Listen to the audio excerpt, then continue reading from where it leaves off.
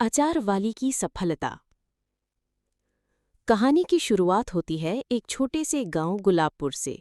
गुलाबपुर हरियाली से भरा गांव था। चारों ओर खेत खलियान, बीच में एक पुराना पीपल का पेड़ जिसके नीचे दिन भर बच्चे खेलते और बूढ़ी दादी नानी बैठकर कहानियां सुनाती। गांव की गलियों में सुबह सुबह भैंसों की घंटियां बजतीं, मुर्गे की बांग सुनाई देती और औरतें पानी भरते हुए गपशप करतीं। इसी गांव में रहती थी एक औरत लाजवंती, जिसे सब प्यार से बुलाते थे अचार वाली। लाजवंती लंबी चौड़ी नहीं थी, बल्कि नाटा कद, गोल मटोल चेहरे वाली औरत थी।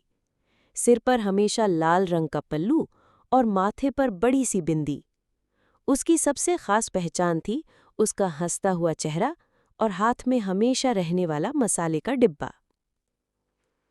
गांव वाले कहते थे, अरे लाजवंती के हाथ का अचार अगर एक बार खा लिया तो रोटी सूखी भी हो तो मजा आ जाए। लेकिन लाजवंती की जिंदगी इतनी आसान नहीं थी। उसका पति कई साल पहले बीमार होकर चल बसा था। घर में बस वो और उसकी छोटी बेटी गुड़िया रह गई थी। एक दिन गर्मियों में आम खूब पक गए थे। गांव के बच्चे पेड़ों पर चढ़कर आम तोड़ते और मजे से खाते। लाजवंती ने सोचा, क्यों ना इन आमों का अचार डालकर देखा जाए। उसने पके आम खरीदे, मसालों को भूनकर कूट लिया और बड़े मटके में अचार डाल दिया।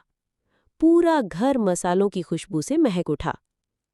गुड़िया ने हंसते हुए कहा, अम्मा, ये खुशबू तो पूरे गांव में फैल जाएगी। सचमुच। मोहल्ले की औरतें उस दिन दरवाजे पर आकर पूछने लगीं, अरे लाजो, क्या बना रही है, कुछ तो हमें भी चखने दे। लाजवंती ने झिझकते हुए थोड़ी थोड़ी सबको दी। औरतें अचार चखते ही वाह वाह कर उठीं। अरे लाजो, तेरा अचार तो गजब है, हमें भी चाहिए। अगले हफ्ते गांव के चौक में हाट लगा। लाजवंती ने साहस जुटाकर 3 छोटे मटकों में अचार भरा और हाट में चली गई। पहली बार उसे बहुत डर लग रहा था, अगर किसी ने खरीदा ही नहीं तो। हाट में लोग सब्जियां, कपड़े, खिलौने बेच रहे थे। लाजवंती ने एक कोने में कपड़ा बिछाया और मटके रख दिए। गुड़िया ने ऊंची आवाज में पुकारा, खट्टा मीठा आम का अचार ले लो, घर का बना, ताजा बना। लोग पहले हंसे, अरे अचार भी कोई बेचने की चीज है, ये तो औरतें घर में ही बना लेती हैं। लाजवंती का दिल बैठ गया। तभी एक बूढ़े बाबा आए। उन्होंने कहा, बिटिया जरा अचार चखाओ।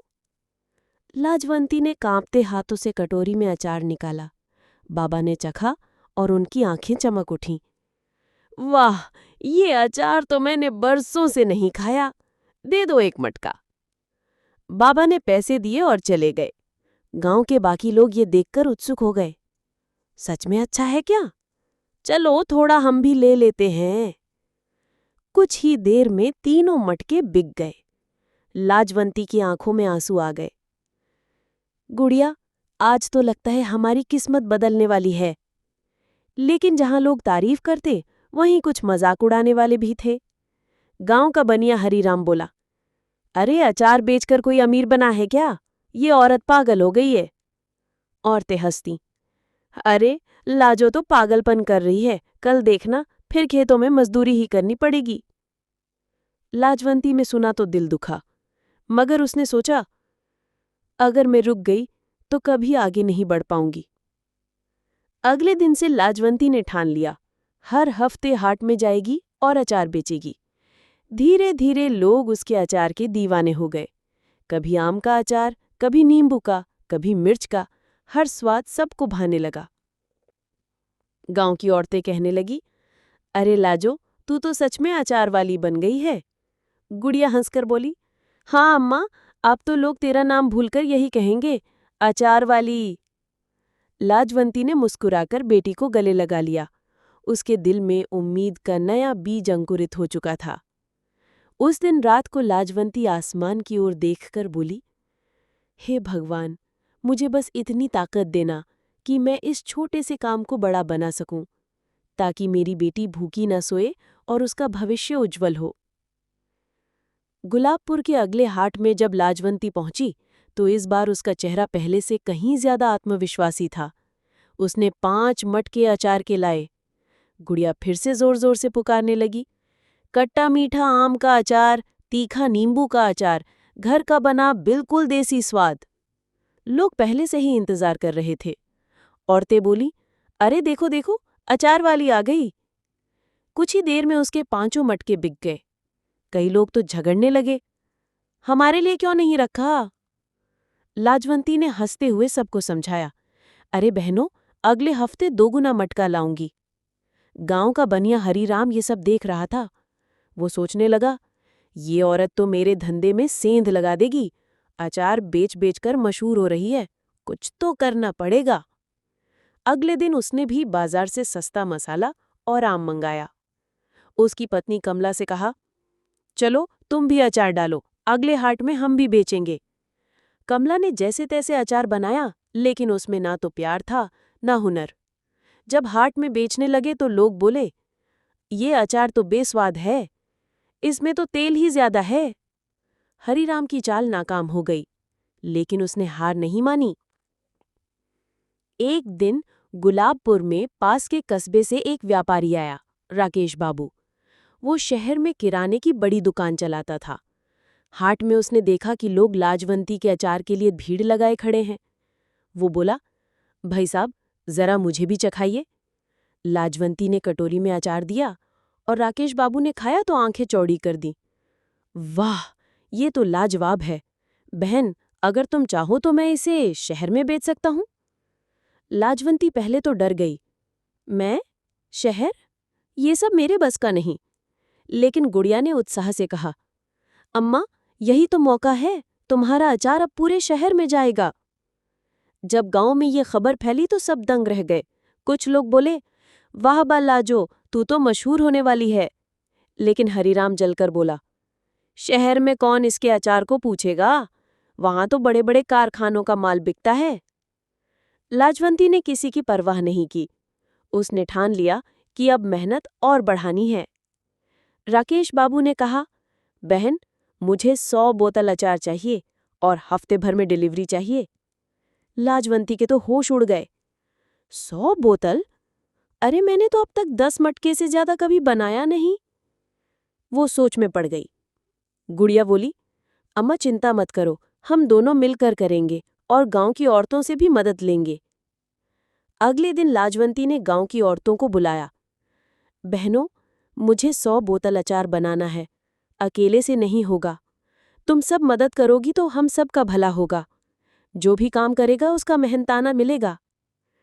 औरतें पहले झिझकीं, फिर तैयार हो गईं। किसी ने आम काटे, किसी ने नींबू निचोड़े, कोई मसाला कूटने लगा। पूरा आंगन खुशबू से भर गया। गुड़िया बोली, अम्मा, देखो आज हमारा आंगन तो जैसे छोटा सा कारखाना बन गया है। लाजवंती मुस्कुराई, हाँ बिटिया, ये तो भगवान की कृपा है। उधर हरीराम जल भुनकर सोच रहा था, अगर लाजवंती शहर तक पहुंच गई तो मेरा नाम मिट्टी में मिल जाएगा। उसने चोरी छुपे रात में जाकर लाजवंती के मटकों में पानी डालने की कोशिश की, ताकि अचार खराब हो जाए। लेकिन उसी वक्त गुड़िया उठकर आंगन में आ गई। उसने देखा कि कोई छाया मटकों के पास है। कौन है वहां? हरीराम डरकर भाग गया, लेकिन उसका चेहरा गुड़िया ने देख लिया। गुड़िया बोली, अम्मा, ये हरीराम चाचा थे। लाजवंती ने गंभीर होकर कहा, बिटिया, बुराई का जवाब हमेशा अच्छाई से देना चाहिए। हम और मेहनत करेंगे, यही हमारी जीत होगी। आखिरकार 1 हफ्ते की कड़ी मेहनत के बाद 100 बोतल अचार तैयार हो गया। राकेश बाबू ने गाड़ी में बोतलें भरवाईं और बोला, बहन, अब देखना, शहर में तुम्हारा नाम चमकेगा। लाजवंती ने हाथ जोड़कर कहा, बस बाबूजी, ईमानदारी से बेचिए। मेरा अचार मेरे लिए भगवान का दिया प्रसाद है। जब गाड़ी गांव से निकली तो बच्चे उछलकर बोले, देखो देखो, अचार वाली का अचार शहर जा रहा है। लेकिन हरीराम अब भी जलकर बोला, देखते हैं शहर में इसे कौन खरीदता है। वहां तो सब कुछ चटपटा चाहिए, ये देहाती अचार कहाँ चलेगा। लाजवंती ने उसकी ओर देखा और मन ही मन कहा, जल्दी ही भगवान तुझे भी दिखा देगा कि मेहनत और सच्चाई से बढ़कर कुछ नहीं। राकेश बाबू गाड़ी भरकर जब शहर पहुंचे तो उसने सबसे पहले अपनी किराने की दुकान पर लाजवंती का अचार रखा। उसकी दुकान बड़ी और चमचमाती थी। शेल्फ पर बिस्कुट, नमकीन, मिठाइयाँ, पर सबके बीच सबसे अलग लग रही थीं कांच की चमकती बोतलें जिनमें सुनहरा तेल तैर रहा था और भीतर लाल पीले मसालों से लबालब भरा अचार। पहली दिन कुछ ग्राहकों ने झिझकते हुए बोतल उठाई। एक महिला ने चखा और बोली, अरे वाह, ये तो मुझे मेरी नानी का बनाया अचार याद दिला रहा है। धीरे धीरे मुंह जबानी खबर फैल गई। लोग कहने लगे, राकेश की दुकान पर गांव का असली देसी अचार मिलता है। कुछ ही दिनों में ऑर्डर पूरा बिक गया। राकेश बाबू ने खुशी खुशी गांव आकर कहा, बहन, अब मुझे 200 बोतल और चाहिए। लाजवंती तो हैरान रह गई, इतना सारा? गुड़िया ने उछलकर कहा, अम्मा, देखा ना, मैंने कहा था ना कि तुम्हारा अचार मशहूर होगा। उधर हरीराम का गुस्सा 7वें आसमान पर था। वो सोच रहा था, अगर लाजवंती ऐसे ही मशहूर होती रही तो गांव वाले मेरी दुकान से कुछ नहीं खरीदेंगे। उसने नया खेल खेला।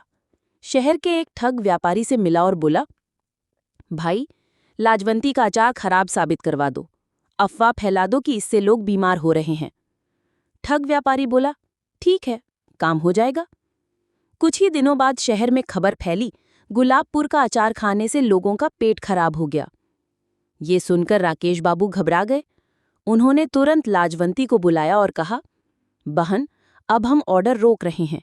जब तक सब साफ न हो जाए मैं अचार नहीं बेच सकता। लाजवंती के पैरों तले जमीन खिसक गई। हे भगवान, अब क्या होगा?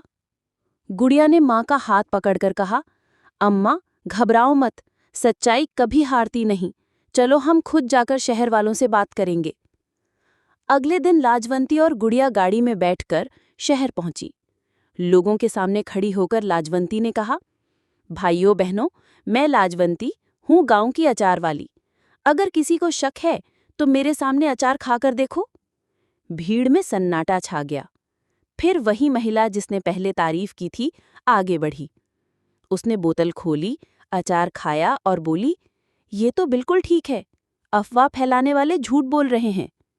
लोगों ने एक एक करके बोतलें चखीं और सबने एक ही बात कही, अचार तो बढ़िया है। राकेश बाबू ने जांच करवाई। पता चला कि अफवाह फैलाने वाला वही ठग व्यापारी था जिसे हरीराम ने पैसे दिए थे। गांव के चौपाल में पंचायत बुलाई गई। मुखिया ने डांटते हुए कहा, हरीराम, तूने तो गांव की इज्जत मिट्टी में मिलाने की कोशिश की है। अब तेरी सजा ये है कि तू गांव वालों से माफी मांग और कभी ऐसी हरकत न करे। हरीराम रो पड़ा और बोला, माफ कर दो, लालच ने मुझे अंधा बना दिया। लाजवंती ने शांत स्वर में कहा, भूल हो गई तो भगवान माफ करे, लेकिन याद रखना, मेहनत और सच्चाई से ही सम्मान मिलता है। धीरे धीरे सब ठीक हो गया। अचार का कारोबार और भी बढ़ने लगा। अब लाजवंती के पास पैसे आने लगे थे। गुड़िया ने कहा, अम्मा, अब मैं पढ़ाई करके डॉक्टर बनना चाहती हूँ ताकि गरीबों का इलाज कर सकूं। लाजवंती की आंखें भर आईं। बिटिया, तू मेरे सपनों का सहारा है। भगवान करे तेरी हर इच्छा पूरी हो। लाजवंती की कहानी ने साबित कर दिया, सच्चाई, मेहनत और धैर्य से कोई भी औरत, चाहे कितनी ही साधारण क्यों न हो, असाधारण बन सकती है।